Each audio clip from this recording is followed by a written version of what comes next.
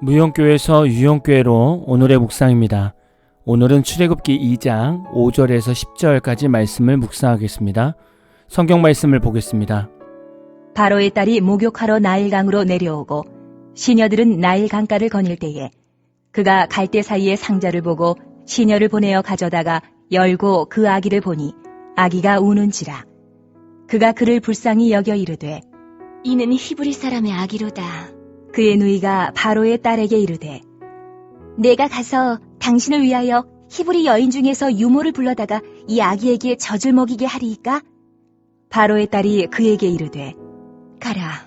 하매 그 소녀가 가서 그 아기의 어머니를 불러오니 바로의 딸이 그에게 이르되 이 아기를 데려다가 나를 위하여 젖을 먹이라. 내가 그 삭슬 주리라.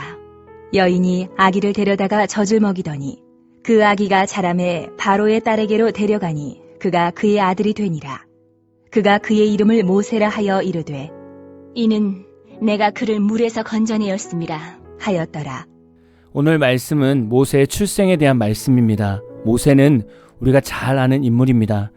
1절에서 2절을 보면 레위 가족 중 한 사람이 가서 레위 여자에게 장가들어 그 여자가 임신하여 아들을 낳으니 그가 잘생긴 것을 보고 석 달 동안 그를 숨겼으나 모세는 레위 집안에서 태어났습니다. 모세 위로 아론과 미리암이 이미 태어났죠. 그러나 출애굽기 2장은 모세의 출생에 대해 집중하고 있습니다.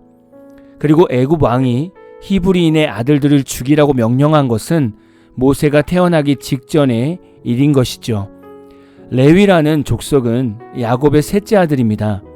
이름의 뜻은 연합이라는 의미가 있습니다.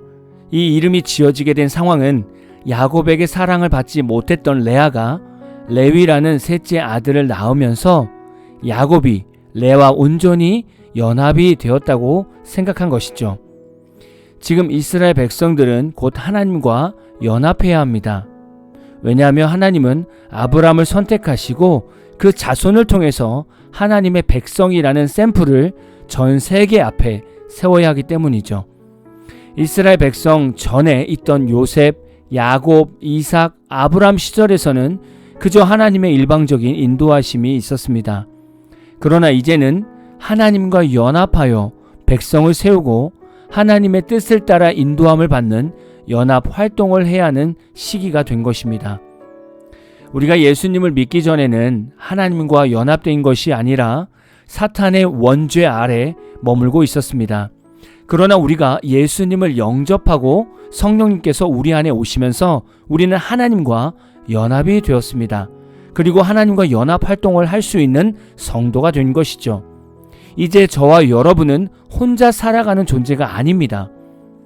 우리는 예수님으로 인해 하나님과 연합이 된 성도이기 때문에 하나님의 뜻에 순종하는 인생이 되어야 합니다. 오늘 말씀은 우리에게 하나님과 연합됨을 깨닫게 해주시는 겁니다. 여러분은 지금 하나님과 연합하여 생활하십니까? 2절에 모세는 잘생긴 아이로 표현되고 있습니다. 다른 성경에서는 준수함이라고 표현했습니다. 이 말의 뜻은 단순히 외모가 잘생기고 이쁘게 생긴 것이 아니라 장차 하나님의 일을 훌륭하게 감당할 자로서의 뛰어남이 그의 용모 속에 드러났다는 것이죠. 이런 모세를 지금 갈대 상자에 넣어서 나일강에 보냅니다. 모세가 나일강에 떠내려가는 동안 함께 따라갔던 누이는 아무 도움을 줄 수 없었습니다. 그의 마음이 얼마나 아팠겠습니까? 갈대 상자 안에 있는 아기 모세는 얼마나 두려운 상황입니까? 하나님께서 예수님을 십자가에 죽이실 때 아무 일도 할 수 없었습니다. 왜냐하면 예수가 죽어서 완전한 구원을 이룰 때까지 하나님은 기다릴 수밖에 없었기 때문입니다. 우리도 마찬가지입니다. 우리에게 어려움이 있고 답답한 상황들이 일어납니다. 마치 갈대 상자 안에 있는 모세처럼, 그리고 그것을 바라보는 누이처럼 어려움 앞에서 그저 우리는 고난의 시간을 따라 흘러가야 하고 하나님은 때가 될 때까지 우리를 지켜보십니다. 여러분은 지금 갈대 상자 안에 있으십니까? 인생의 갈대 상자 안에서 답답하고 아무것도 할 수 없어서 힘드십니까? 고난의 시간 속에서 살아가는 것은 힘든 시간이겠지만 하나님께서 인도하시는 갈대상자는 지금 저와 여러분에게 가장 안전한 곳입니다. 지금 내 인생에 하나님의 보호하심의 갈대상자는 무엇인지 한번 묵상해 보면 좋을 것 같습니다. 모세가 있는 갈대상자는 나일강에서 목욕하러 온 바로의 딸에게 갔습니다. 모세의 누이가 볼 때 가장 안전한 상황이 된 것이죠. 누이는 바로의 딸에게 가서 이 아이를 키울 수 있도록 유모를 불러다가 아이에게 젖을 먹일까요? 라고 물어보게 되었고, 허락을 받은 후에 모세 누이는 어머니를 유모로 들여 애굽 궁궐 안에서 아들을 키울 수 있게 했습니다. 모세가 성장해서 자신의 동족 히브리인들의 편을 들 수 있었던 것은 모세의 정체성이 온전하게 갖추어져 있었기 때문입니다. 모세의 정체성은 어디서부터 왔습니까? 유모로 들어간 모세의 어머니가 어렸을 때부터 가르쳤기 때문입니다. 이런 가르침이 결국 모세를 이스라엘 리더로 성장하게 만들었습니다. 모세는 이방 민족인 바로의 딸의 품에서 성장했습니다. 자라나는 환경은 애굽인 것이죠. 그러나 그의 영적 가르침은 엄마를 통해서 하나님을 배우게 되었습니다. 우리가 이 땅에 살아가는 삶이 모세와 같은 삶이 되어야 합니다. 우리는 애굽과 같이 죄악이 가득한 사탄의 세상 아래 살아갑니다. 가만히 있어도 죄악의 유혹과 죄악의 생각들이 스며드는 그런 곳에 살아갑니다.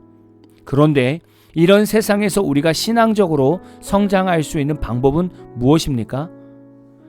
모세에게는 유모 역할을 했던 자신의 어머니가 있었다면 우리에게는 예수님께서 이 땅에 보내주신 성령님이 함께 계신 것이죠. 성령님께서 우리와 함께 하시면 하나님의 백성으로서의 정체성도 세워지고 영적 성장도 도와주시고 아름다운 성품인 성령의 열매도 맺게 하십니다. 우리는 모세와 같은 환경이 주어져 있습니다. 이제는 모세의 삶을 따라 우리도 영적 리더로 우뚝 서야 합니다. 우리는 언제까지나 사탄의 꼬임에 넘어가는 연약한 성도가 되어서는 안 되는 것이죠. 지금 여러분의 삶에 모세의 어린 시절처럼 인생의 소망이 사라지는 상황이 있으십니까? 또는 지금 여러분의 삶에 모세의 갈대 상자와 같은 답답한 상황이 있으십니까? 또는 세상에 너무 빠져서 하나님께 돌아올 수 없는 상황이 있으십니까? 그럼 오늘 말씀을 묵상하시면서 항상 함께하고 계신 성령님을 의지하십시오. 매 순간 성령님을 찾고 성령님께 모든 상황을 물어보십시오. 그러면 성령님은 우리 안에서 예수님을 증언해 주시고 하나님의 뜻을 깨닫게 하십니다. 오늘은 제가 기도하고 묵상을 마무리하겠습니다. 하나님, 오늘도 우리가 말씀을 의지하여 하루를 살게 하심에 감사합니다. 하나님께서 우리에게 말씀을 묵상하게 하시고 말씀을 듣게 하시는 것은 지금 이 묵상을 듣는 이들 중에서 삶의 길이 막혀 있거나 신앙의 성장이 멈춰 있는 이들이 있기 때문입니다.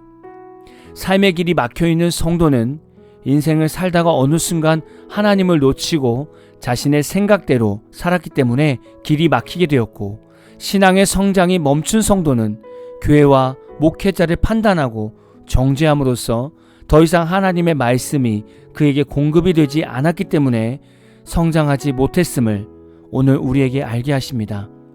하나님, 오늘 우리에게 성령을 부어주셔서 다시금 회개의 자리로 나아가게 하옵소서. 그리고 내 마음대로 선택하고 결정했던 모든 것을 회개하게 하시고 다시금 하나님의 뜻과 방법을 구하며 기다리는 성도가 되게 하옵소서. 또한 신앙의 성장이 멈춘 성도가 있다면 교회와 목회자를 정죄하고 판단한 죄를 회개하게 하시고 다시금 말씀이 들리는 은혜를 허락하여 주옵소서. 오늘 하루도 성령님께서 우리와 늘 함께하여 주옵소서. 예수님의 이름으로 기도합니다. 아멘. 오늘 마무리 찬양은 조찬미 님이 부르신 요게벳의 노래라는 찬양입니다. 찬양 후에는 잔잔한 연주곡이 있습니다. 말씀을 생각하면서 기도하는 시간을 가져보십시오.